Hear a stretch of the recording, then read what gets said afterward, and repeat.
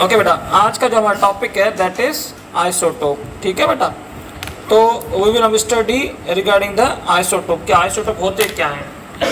अब देखिए बेटा, अब आइसोटोप जो है basically atom having same atomic number but different mass number, that is called isotope. ठीक है, मैं लिख देता हूँ उसकी definition. Atom having same atomic number but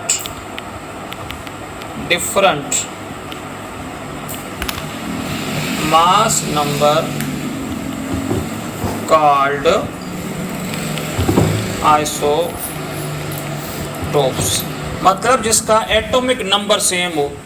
अब मैंने आपको बताया था कि जो एटॉमिक नंबर है वो आपका क्या होता है, number of proton. Atomic number क्या होता है, Z means number of proton.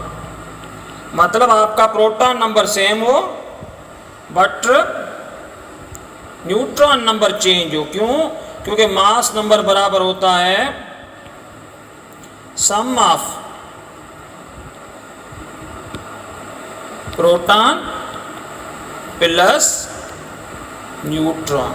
ठीक है बेटा, तो आपका प्रोटॉन सेम है बट आपका क्या डिफरेंट है, प्रोटॉन आपका सेम है but different is neutron. Number of neutron जो है वो आपके चेंज होंगे। तो किसी में नंबर ऑफ न्यूट्रॉन चेंज हो तो उसको हम कहते हैं आइसोटोप्स। ठीक है बेटा, डेफिनेशन क्लियर हो गई। अब सबसे पहले जो है डेफिनेशन, जो आइसोटोप है वो किसके हैं, हाइड्रोजन के। तो आज हम आइसोटोप पढ़ेंगे हाइड्रोजन के। किसके बेटा, आइसोटोप ऑफ हाइड्रोजन। अब हम हाइड्रोजन के आइसोटोप पढ़ेंगे। ये आपके फर्स्ट ईयर में भी है, inter and plus inter test as well. ठीक है बेटा, तो अब हम पढ़ेंगे isotope of hydrogen. Okay, now अब इसको मैं इरेज करता हूं।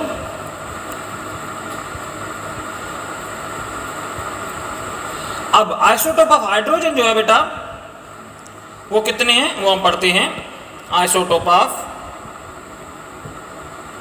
Hydrogen, there are three isotope, there are three isotope of hydrogen.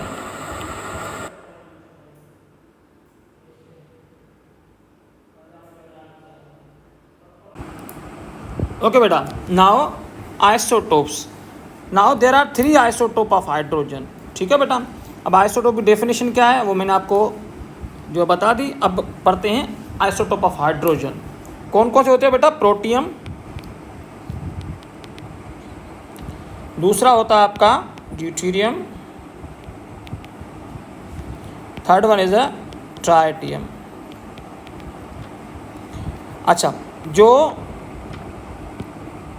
Isotope है प्रोटियम, इसको कहते हैं नॉर्मल हाइड्रोजन। क्या कहेंगे बेटा इसको, इसको कहेंगे नॉर्मल हाइड्रोजन।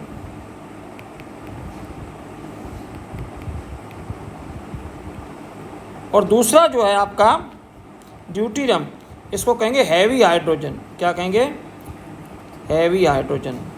तीसरा जो आपका है ट्राइटियम, तीसरा क्या आपका बेटा, ट्राइटियम। तीसरा जो आपका जो ट्राइटियम है उसको कहेंगे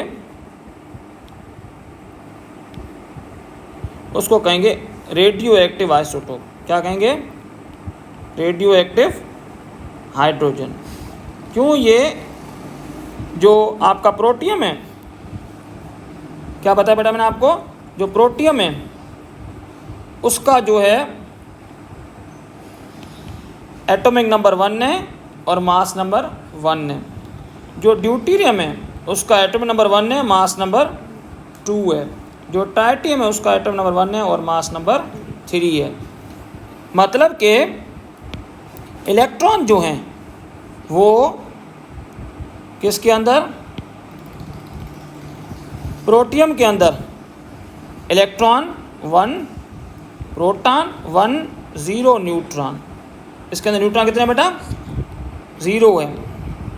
और ड्यूटेरियम के अंदर प्रोटॉन 1 इलेक्ट्रॉन 1 न्यूट्रॉन 1, तो इसीलिए इसका मास नंबर होगा 2, क्योंकि 1 + 1, क्योंकि mass number is the sum of proton plus neutron. And for tritium proton 1 electron 1 neutron 2, so 2 + 1 = 3. Why? Because mass number is the sum of proton plus neutron. So there are 2 neutron and 1 proton in the tritium. ठीक होगा बेटा। तो ये थे आपके isotopes. अच्छा, protium, deuterium and tritium. Now जो आपका प्रोटियम है वो आपका, इसको मैं इरेज करता हूँ बेटा, जो आपका प्रोटियम है वो आपका कहलाता है नॉर्मल हाइड्रोजन।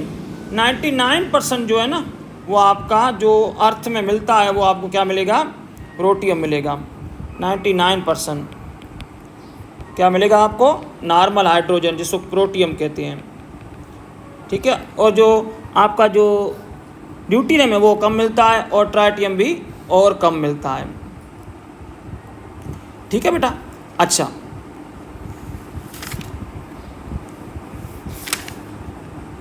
क्योंकि वो इतने स्टेबल नहीं होते, वो जो है ना इतने स्टेबल नहीं होते। ठीक है बेटा। अच्छा, उसके अलावा जितना आपका एटम का या न्यूक्लियस का मास बढ़ेगा उतना एटम आपका अनस्टेबल होगा, क्यों, न्यूक्लियस के अंदर क्या होते हैं, प्रोटॉन प्लस न्यूट्रॉन। जितना मास इसका हैवी होगा उतना एटम वो है वो क्या हो जाएगा बेटा, अनस्टेबल होता रहेगा। क्यों, क्योंकि न्यूक्लियस के अंदर प्रोटॉन होते हैं ना, तो प्रोटॉन को क्या करते हैं, रिपेल करते हैं। क्या करते हैं, रिपेल करते हैं, क्योंकि positive charge repel this charge. अब इसको रोक के कौन बैठा है, रोक के बैठा बाइंडिंग एनर्जी। एटम के अंदर क्या होती है, न्यूक्लियस के अंदर बाइंडिंग एनर्जी, जिसको फर्मी लेवल भी कहते हैं। क्या कहते हैं, फर्मी लेवल। ये बाइंडिंग एनर्जी क्या होती है, प्रोटॉन की रिपल्शन को बाइंड करके बैठती है। ये आती कहाँ से है, ये एनर्जी आती है मास डिफेक्ट से। कहाँ से आती है, मास डिफेक्ट से। ये आगे चल के हम इसको पढ़ेंगे इसके बारे में। फिलहाल आप इतना ध्यान रखो कि न्यूक्लियस के अंदर जो प्रोटॉन होता है उसको बाइंड करने वाला कौन है, आपकी बाइंडिंग एनर्जी है, जो मास डिफेक्ट की वजह से एनर्जी में कन्वर्ट होती है और प्रोटॉन को बाइंड करके रखती है। ठीक होगा। अच्छा, उसके अलावा जो प्रोटॉन और न्यूट्रॉन दोनों का मास कंबाइन करो उसको कहते हैं मास ऑफ न्यूक्लियॉन्स। क्या कहेंगे बेटा, मास ऑफ न्यूक्लियॉन्स। अब मैं इसको इरेज करूं, प्रोटॉन और न्यूट्रॉन के मास को अगर आप कंबाइन करो, ठीक है बेटा, mass of proton, mass of proton and mass of proton plus not mass, proton and neutron को बेटा आप कंबाइन करो तो उसको न्यूक्लियन कहते हैं। Proton plus neutron is equal to nucleon. ठीक है, आई बात समझ। अच्छा, जो न्यूक्लियन का मास होता है वो न्यूक्लियस के मास से ज़्यादा होता है। मतलब जो न्यूक्लियस का मास है वो कम होता है किससे, मास ऑफ न्यूक्लियन से। अभी आप पूछोगे ये कैसे, मैं आपको कहूँ 7 प्रोटॉन है 8 न्यूट्रॉन है, टोटल मास कितना आएगा, 15 आएगा सपोज। तो जो न्यूक्लियस का मास है वो 15 नहीं होगा, 14.9 14.98 इतना होगा। मतलब पूरा नहीं होगा, थोड़ा कम होगा। उसकी वजह पता है क्या है, वजह ये है कि थोड़ा सा मास कन्वर्ट होता है एनर्जी के अंदर।